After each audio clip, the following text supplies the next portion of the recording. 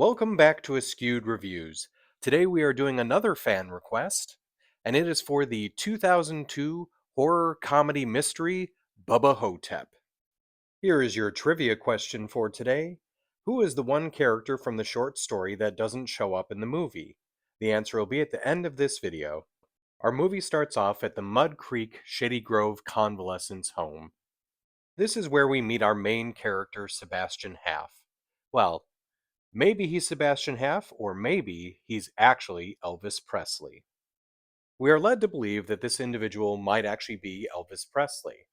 You see, Elvis got tired of the fame and the fortune, and one day when he saw an Elvis impersonator named Sebastian Half, he decided to play a switcheroo, and they switched lives. So now Elvis was living Sebastian's life, and Sebastian got to be Elvis. But apparently he was too into the drugs, and he's who actually died on the toilet. So now the real Elvis Presley, stuck in the life of Sebastian Half, is now living out his later years at this retirement home. Now, don't worry, Elvis is not alone here. He's actually got some friends. One gentleman, who believes he is John F. Kennedy, and after surviving the assassination, they decided to dye his skin black so that he could hide out.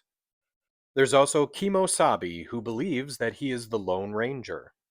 Now, some of the residents begin dying off, and this is around the same time that some strange beetles and some weird hieroglyphics start showing up at the retirement village.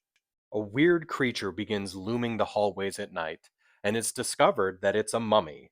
And this mummy begins to suck people's souls out through their butt, apparently. Now it's, of course, up to Elvis Presley and John Fitzgerald Kennedy to save the day. The concept for this movie comes from a short story written by Joe R. Lansdale that appeared in the anthology book The King is Dead, and it's a story about Elvis facing off against a mummy.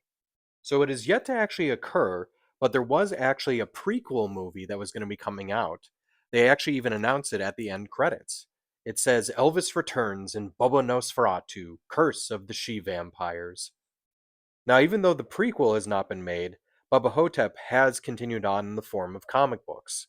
There's even a crossover where two of Bruce Campbell's characters meet, as they have Army of Darkness and Bubba Ho-Tep together. Bubba Ho-Tep had a very limited budget to work with. It only got $500,000, which is about 1% of what a big budget Hollywood movie normally gets. It's due to that low budget that even for an Elvis Presley movie, you never hear any Elvis songs. They weren't able to afford it, otherwise, it would have cost them half of the budget they were given. For that same reason, they were not actually able to get any of Elvis's footage from his movies. So when you see that sequence of the Elvis movie marathon, none of those are actual Elvis movies, just sequences of movies where it looked like people who could be Elvis. Here's the last piece of trivia related to the budget. The sequence where the trailer blows up, they had to do in one take because that's all they could afford. To try and help the movie out, Bruce Campbell would actually promote the movie while he was doing his book tour for If Chins Could Kill: Confessions of a B-Movie Actor. In the movie, we see a book called The Everyday Man or Woman's Book of the Soul. The sequence where they talk about the soul sucker in there is actually pulled from an H.P. Lovecraft book called Supernatural Horror in Literature. There's also another book referenced in this film. There's a moment where Elvis talks about the medicine bag that he's carrying around his neck and says that it has Mucho Mojo in there. And Mucho Mojo is actually the name of a book written by Joe R. Lansdale, who wrote Bubba Ho-Tep.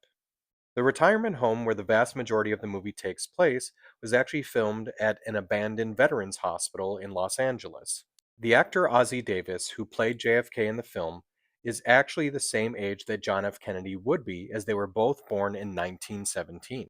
Bubba Ho-Tep is a fun, odd little movie that definitely has a bit of a cult following. I'm going to give this movie a 3 out of 5. Now, as for the trivia question from the beginning of the episode, who is the one character from the short story that doesn't show up in the movie?